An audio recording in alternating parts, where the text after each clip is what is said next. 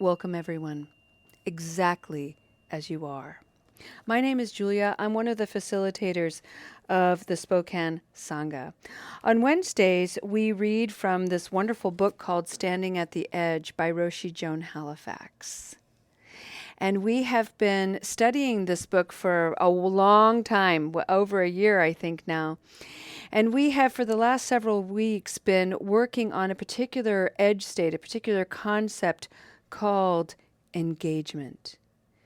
And we are here to practice wholehearted engagement. The section that I'm going to read today, Roshi brings forward the idea of what one of the things that inhibits our wholehearted engagement with whatever it is that we're doing, because we are burned out. We have overextended our participation in whatever it is that we're doing. In Western cultures, there is often this badge of honor when we're overworked, when we're overstressed, when we're beyond exhausted. And one of the things that we do to deal with that, many people do, is they turn to substances or process addictions as a way of trying to get some relief, some rest, some calm. And we know that over time, those choices and those options become less and less effective. Roshi is inviting us to look at burnout, to look at the ways that we've over-engaged, take a step back, implement a particular practice she calls grace, and approach the demands of contemporary life in a wholehearted, mindful way. So, to get ready for our practice today, I invite you to assume a noble posture. And what I mean by that is it is noble to rest. So if you are arriving to this practice today and you're tired and you're stressed, your nervous system is activated, maybe you feel emotionally unregulated, lie down. Lie down someplace comfortable, maybe in a sun spot, maybe on your bed or your couch with a blanket. Allow the body and the mind to relax completely. And if you fall asleep, what a beautiful thing. Welcome it. Another noble posture could be sitting down on a cushion, as I am, with your legs crossed. If that's the noble posture that you're choosing to take, or in a chair, sit in such a way that the spine is straight and the belly is soft. Strong back, soft front. Keep the space around your heart open. Close your eyes if it's comfortable, or turn your gaze downward and inward. If neither of these noble postures are available to you today, maybe you're really agitated, or maybe you're driving somewhere, know that movement is also a noble way to practice. Just turn your camera off if you're out hiking or biking. We have a Sangha member who puts on rollerblades and skates and takes us on her meditations that way. It's a wonderful way to practice. Arrive here fully and breathe.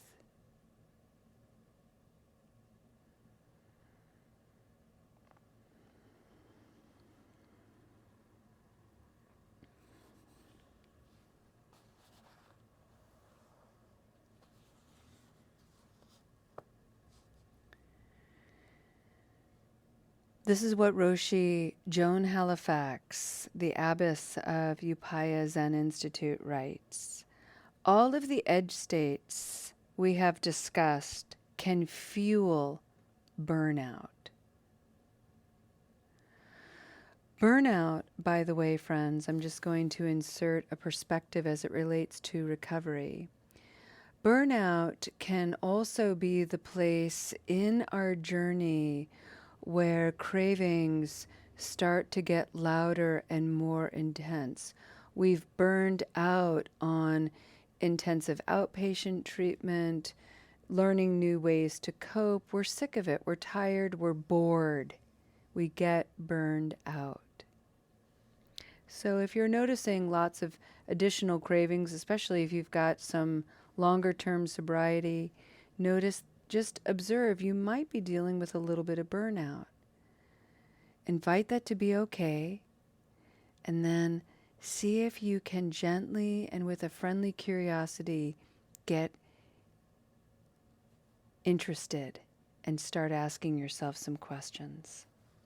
Roshi writes, pathological altruism and empathetic distress can exhaust us, as can moral suffering and being exposed to disrespect. When we over-identify with suffering, empathetic distress, and overwork to end suffering, pathological altruism, burnout usually follows. When our integrity is compromised, moral suffering, or we encounter disrespect toward others or ourselves, burnout is common. Or if we're subjected to systematic oppression or structural violence based on privilege and power, then anger, futility, and burnout can be the outcome. Every year, I travel to Japan and teach clinicians compassion-building practices. Typically before me is a room full of very hard-working doctors and nurses. They tell me they're always on call. They work at least 60 hours per week, and they feel they can never do enough for their patients or the institutions where they work. These clinicians face tough inner and outer expectations, not unlike their Korean and Chinese counterparts. In all three of these countries, death by overwork is well known. Some of the Japanese clinicians have shared with me that they identify too strongly with patients who are suffering. This takes them down the slippery slope of empathetic distress, where they experience emotional exhaustion, depersonalization, and meaninglessness that are the hallmarks of burnout. A few have told stories about feeling moral distress about the values of their institution, the actions of coworkers, or the medical interventions they are compelled to perform. Disillusionment, cynicism, and futility frequently follow, leading to burnout. Nurses especially are vulnerable to bullying by doctors, their nurse peers, and even their patients. Of course, being the target of disrespect and hostility in the workplace can lead to the physical and psychological symptoms of burnout. Several years ago, I sat with Japanese nurses who were bullied by a male patient suffering from cancer. These nurses looked shell-shocked. This has been going on for too long, and they were totally exhausted from facing this patient's aggression day after day. They shared openly about their despair and not being able to cope and being constantly abused by someone they were trying to help.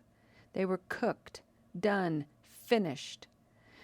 Japanese nurses are a dedicated lot. They will go to the end of their resources to take care of their patients, but these nurses had no resources left, and they looked like they were sitting in a graveyard.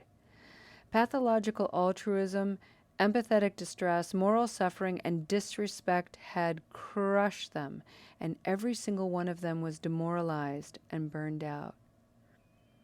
They also felt guilty and ashamed that they could not handle this situation. They told me they felt like they had failed their patient, the hospital, each other, and themselves. I had only a short time with them. After listening to each one of them speak openly of their exhaustion and despair, I reviewed grace, the practice of cultivating compassion as we interact with others. I suggested that before seeing the patient, they get grounded, pausing at the door of the patient's room and taking a mindful breath. They could also recall why they had chosen to care for dying people and take a moment to remember, to be aware of their potential for reactivity, and as well as their patient's mental and physical suffering. This might put things into perspective. Recognizing their fear of him was understandable. They could consider that bullying is also suffering. He was dying of cancer and was terrified. He was in pain and could not deal with it. He had lost agency, the ability to control the course of his life, and the way he was dying. Toward the end of the encounter with these nurses, I also suggested to them that they visualize him as a baby, helpless and afraid. He'd been there once a long time ago, and maybe he was there again as a result of being so sick. In addition, they might consider not personalizing his attacks and see that acting defensively probably made matters worse, and it was important to practice deep listening with him and each other. Maybe this could help give them insights into how to set boundaries and take care of themselves and each other in the storms of disrespect they were being subjected to. I was to learn later that our time together seemed to have served the group. When the next patient with similar behavior came into the palliative care unit, they were able to allay their feelings of fear and futility and approach this second patient with more balance and compassion.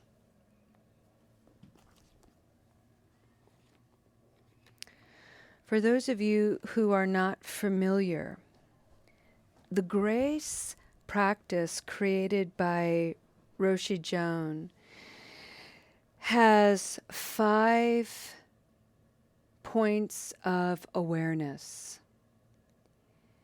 and they represent the 5 letters in the word grace. And I'd like to share with you what they are. G in the word grace is the invitation to find grounding.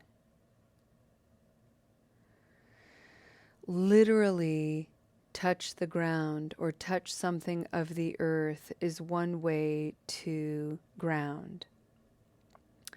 There are many others. One is to simply stop whatever it is you're doing. Allow yourself to settle in for a moment and breathe. This can be incredibly grounding. The R in grace stands for the word recall. And Roshi encourages us to recall our intention.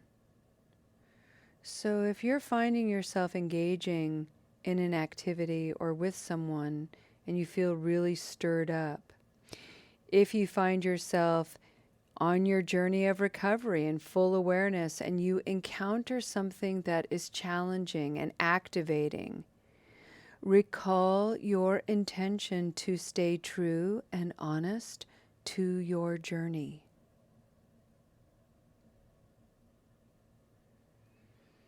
The A in grace means to attune.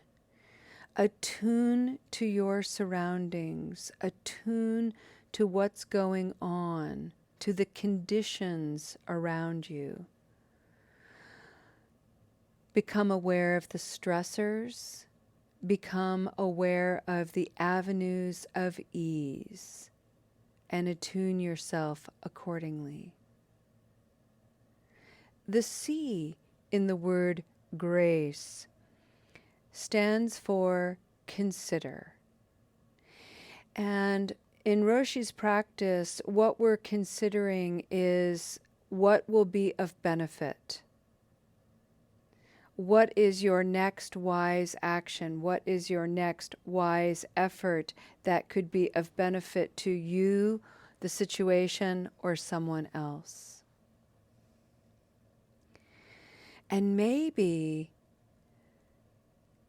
considering taking a step back from the situation is what would be of most benefit, to get out of the way, to give yourself a little space.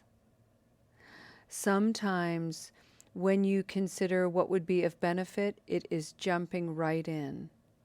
But this is a moment where you get to discern which way you're going to go. And then the E in grace is the recognition that you have engaged to the degree of your capacity. And rather than overextend yourself, you know how to exit. You know, I have engaged, I've done something. If I do anything else, I could cause harm. Now I know when it's time to leave and let someone else step in. So the E in grace is discerning one's engagement and knowing how to exit the situation. Grace, to ground, to recall one's intention, to attune oneself to the conditions, to consider what is going to be of most benefit, to engage wholeheartedly and exit.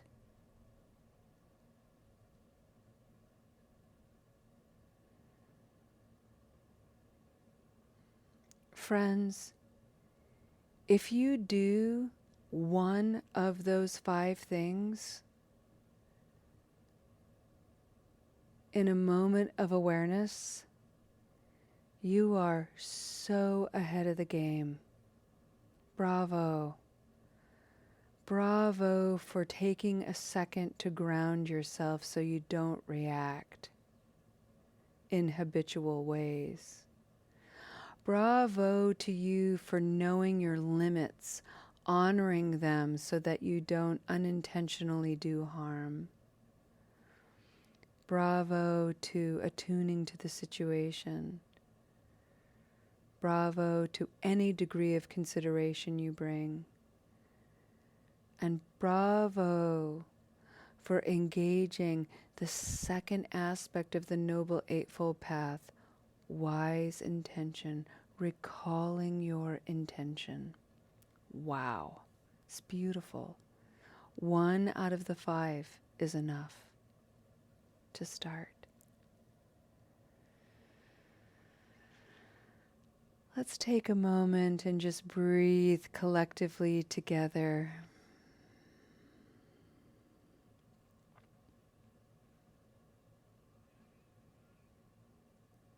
Let's take a moment and set an intention with this breath to add some gentle challenge to the attitude that working ourselves to the bone, working ourselves to exhaustion is indeed not a good thing. And we are going to practice and engage with life in a new way, one that brings less stress, less anxiety, and more healing to ourselves, to our families, to our communities, to the whole wide world and beyond.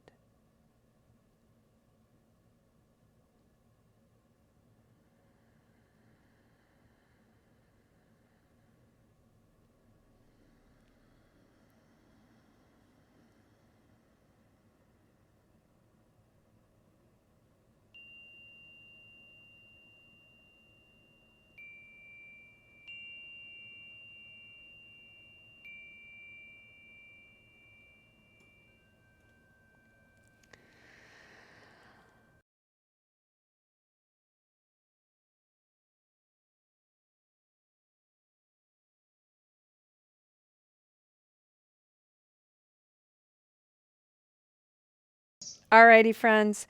Let's go ahead and end our practice with a dedication of merit.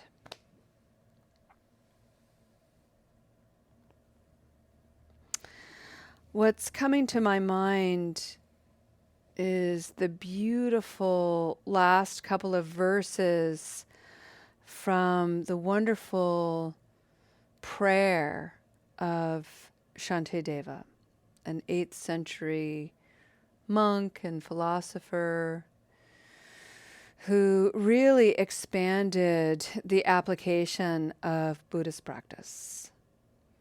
And his contribution to the world was the ways that we can become bodhisattvas, people who are intentionally here to alleviate the suffering of the world. So bringing your hands to your heart, maybe in prayer pose. For as long as space remains, for as long as sentient beings remain, for as long as suffering is in the world, may I too remain to help dispel the misery of the world. Friends, your participation, your practice is precisely that effort. Thank you so much for everything you bring to this Sangha. It is deeply and profoundly inspiring, motivating, and so full of wise hope. Thank you, friends. We'll see you next time. Namaste.